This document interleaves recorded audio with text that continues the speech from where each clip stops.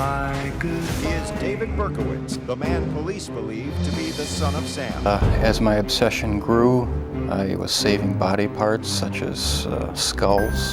Henry Lee Lucas has killed 100 women, at least 360 people.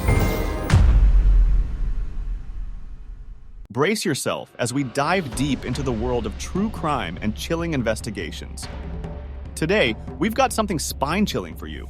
We're diving into the top spine-chilling serial killer documentaries ever made for Netflix. From twisted minds to chilling investigations, these documentaries offer a gripping look into the minds of some of history's most notorious serial killers. But before we dive deep into these documentaries, make sure you subscribe to the channel. It helps me to stay motivated and create more amazing content for you guys. Now, let's get back to the video and look at some thrilling true crime documentary series that you can watch on Netflix. Number 1, Dahmer. Power tools going all hours of the night. I hear screaming coming from your apartment. When it comes to the most notorious criminals in American history, Jeffrey Dahmer stands at the forefront. This docuseries showcases his story from the points of view of his victims. Dahmer was convicted of murdering and dismembering at least 17 men and boys in Milwaukee, Wisconsin between 1978 and 1991. Not only that, Jeff took out their internal organs, scarved the flesh off of their bones, and consumed them. The 10-episode series jumps between Dahmer's unhappy childhood, his murders, and his eventual arrest. Dahmer committed his first murder in 1978, just 3 weeks after he graduated from high school. In addition to the horror of Dahmer's crimes, the series shows how the Milwaukee police didn't listen to neighbors who warned them something was going on in the killer's apartment. 2 officers actually returned one of Dahmer's victims to him when the boy, badly injured and drugged, tried to escape the House of Horrors. The show is disturbing, often gory, and a grim watch, so make sure you keep that in mind before watching it. Number 2, Memories of a Murderer, the Nilsen tapes. Well, we've all got to die of something, haven't we? Normally, in a murder case, you'll have a victim. Then you will go looking for the murderer. In this case, we had a murderer, but he didn't know who the victims were. At one stage, there was no room under the floorboards. There were so many bodies there. This Netflix true crime docuseries is narrated by the very man whose gruesome story it tells, Dennis Nilsen, one of Britain's most famous murderers. This docuseries details the life and murders of this Scottish serial killer, firsthand through audio tapes recorded from his jail cell.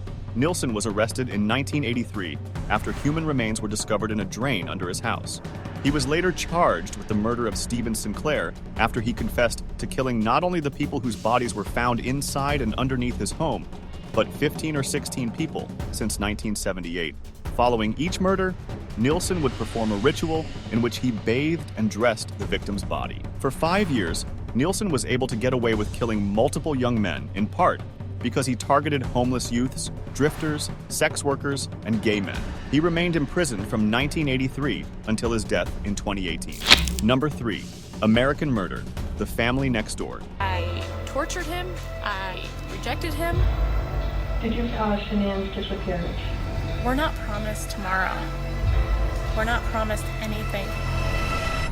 As you can guess from the title, this docuseries focuses on the 2018 disappearance of Shanann Watts and her 2 young daughters, a true crime documentary that unfurls through home videos, social media posts, police body cam recordings, news reports, and private text messages. In the documentary, director Jenny Popplewell takes you behind the scenes, exploring the incident from husband Chris Watts' suspicious behavior to his extramarital affair and familial ructions, an examination of what really went down behind closed doors. On August 15th, Chris failed a polygraph test, after which he told the police everything he knew if he was allowed to speak to his father first.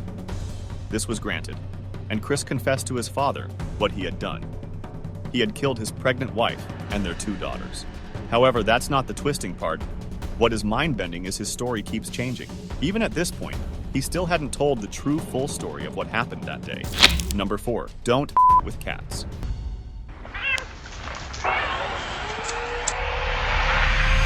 It was the worst video I've ever seen. He needs to be stopped immediately.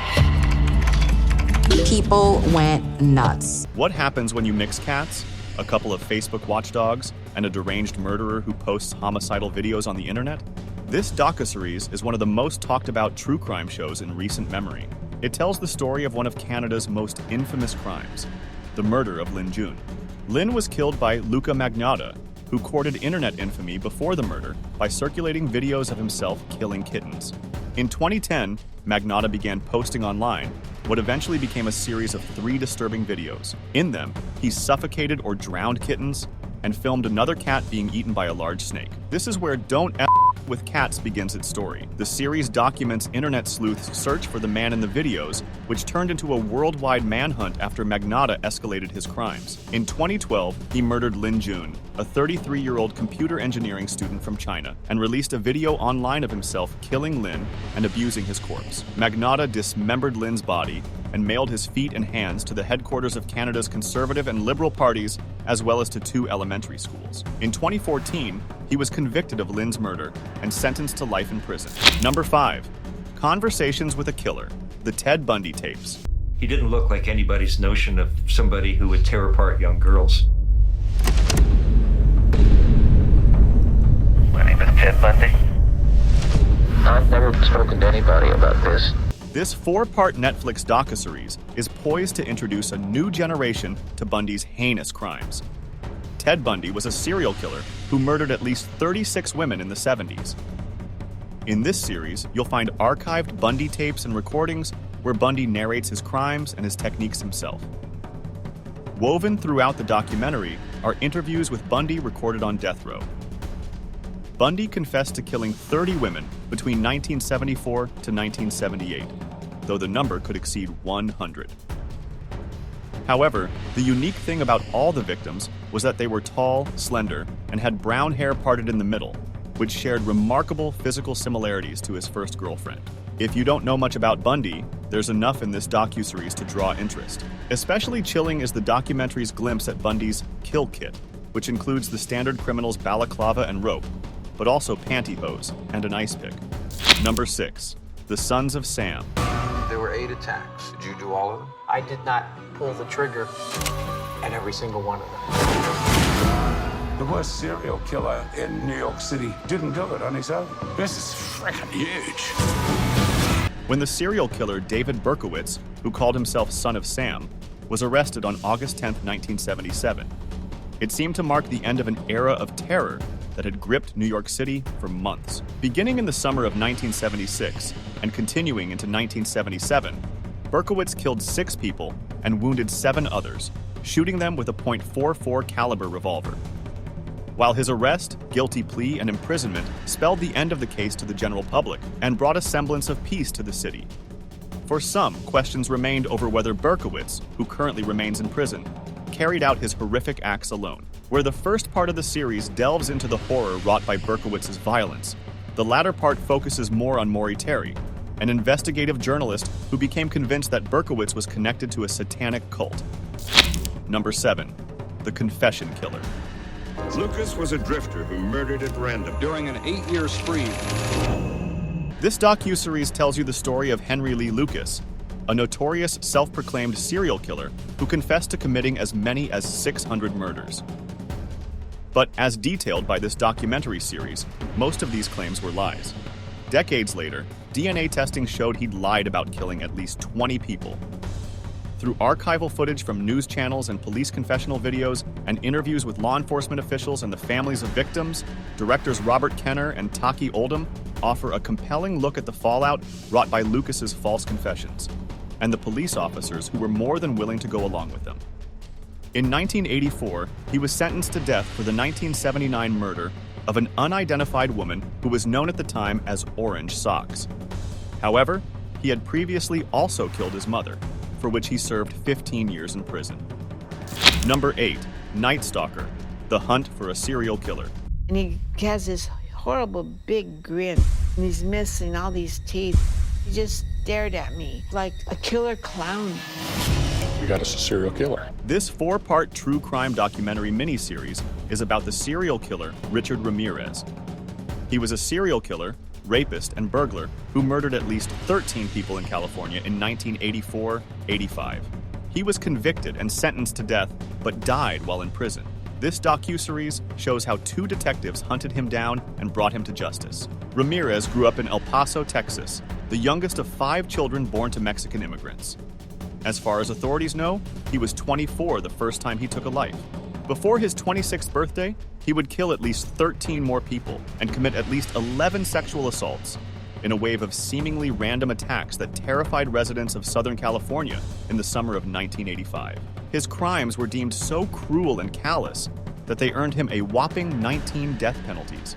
Not only that, he was nicknamed the Night Stalker by the media because residents were warned to lock their doors and windows. Number 9, the Ripper. This was the ultimate crime against women. They had a similar type of injuries to the legendary Victorian killer. The so-called Yorkshire Ripper.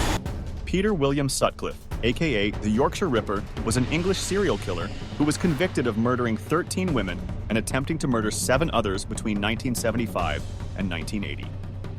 This 4-part mini docuseries smartly explores why police failed for years to catch him. Popularly, it was the most expensive and most notoriously botched manhunt in British history to catch this serial killer. The similarities between the notorious Jack the Ripper, a serial killer in 1888, London, and Sutcliffe brought him this nickname by the UK press. Over the course of the 5-year investigation, Sutcliffe was questioned by police 9 times, but never considered a chief suspect. Between those chats with investigators, he murdered at least 13 people and attacked at least 8 more. He was finally captured in 1981 after police found him in a car with false license plates. Number 10. Indian Predator, the Butcher of Delhi. A series of mutilated bodies and taunting notes left outside a Delhi jail sends police hunting for a seasoned killer who has a grudge against the system. This docuseries is based on Chandrakant Jha, who committed a series of murders. The notorious serial killer not only ruthlessly murdered his victims, but also dismembered them and scattered their body parts across the city. He did it not because of a personal vendetta or revenge against the victim, but to irk the police department. He was toying with them by repeatedly asking them if they had found any clues. And that's it for the video, guys. Make sure you drop a like and subscribe to the channel.